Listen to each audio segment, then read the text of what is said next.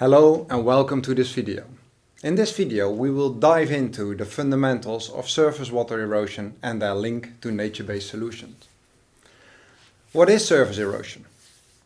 Which physical processes drive surface erosion and its counterpart, desedimentation? And what are the biological controls? Let's start. There are two main types of surface erosion. Erosion by water and erosion by wind. And from a fluid mechanical point of view, the only difference between water and wind is their density.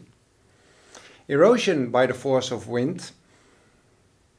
This occurs mainly in dry, semi-arid conditions. Erosion by the force of flowing water. Water flowing over a soil surface can originate from abundant rainfall or from a flooded stream or river. In this video we will focus on water erosion and the role of vegetation. But what is exactly erosion?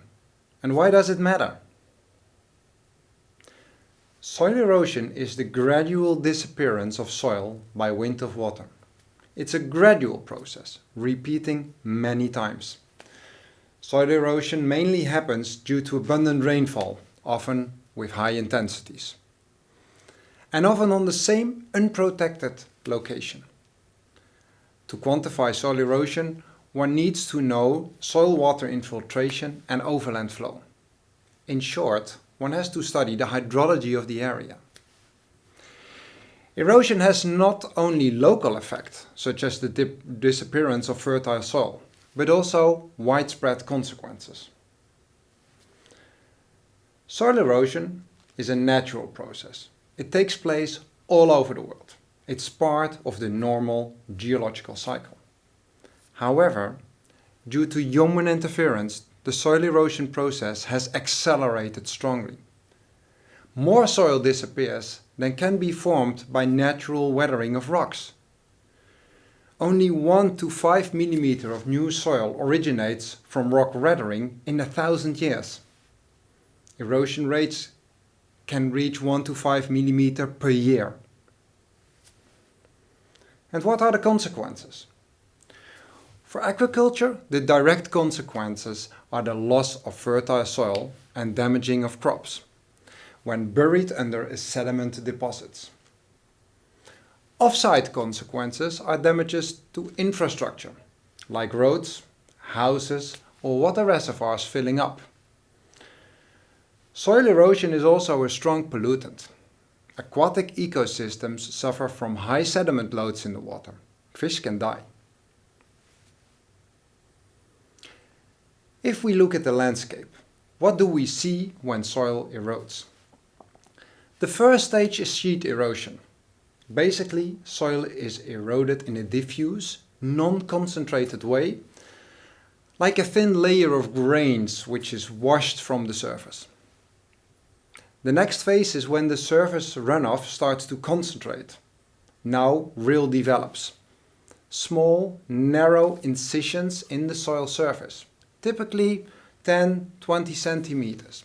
When a farmer plows the land, the rills will disappear again.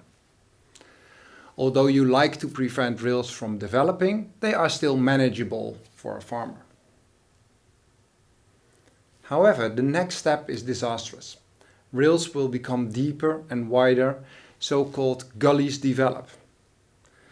Gullies can be meters deep and wide. Farmers cannot fill them anymore. Gullies are often permanent and a lot of energy has to put in mitigating them. Not seldom using engineering solutions. These can be nature-based solutions, of course. Now let us have a look at how scientists model surface erosion.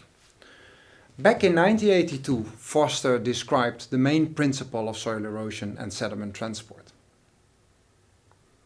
To quantify soil erosion, we have the detachment.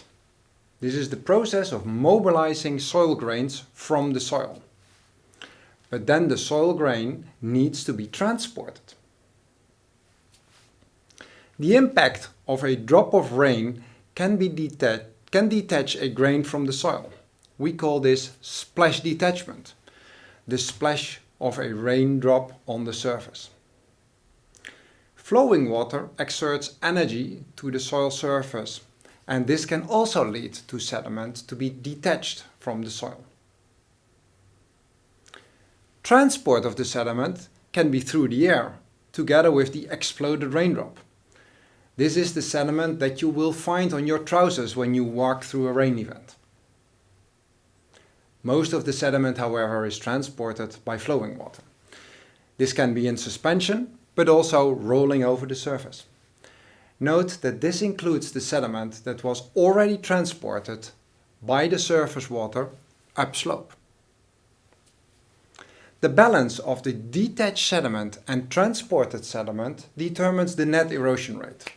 If more sediment comes into a particular place than is being eroded, then we have deposition.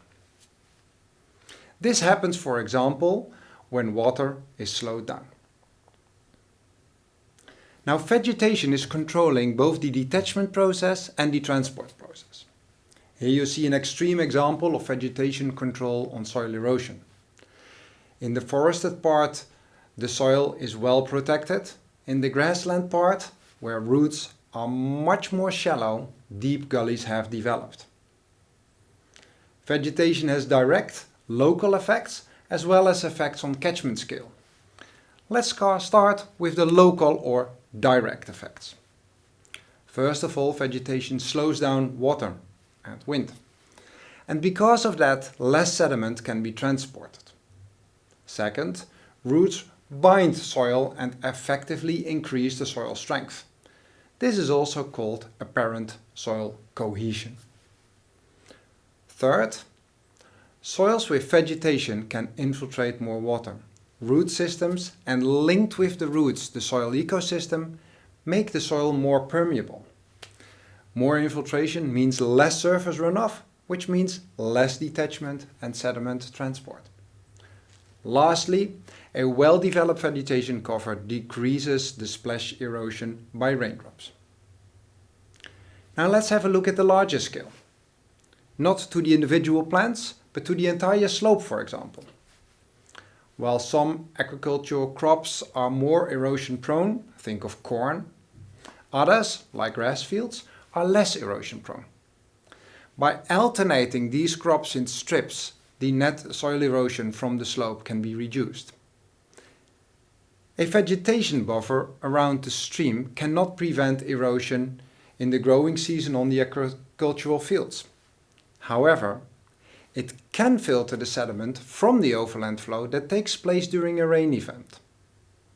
The vegetation buffer will prevent sediment to enter the stream. And in case you have downstream a hydropower reservoir, a reduced sediment input means less siltation problems for the energy company.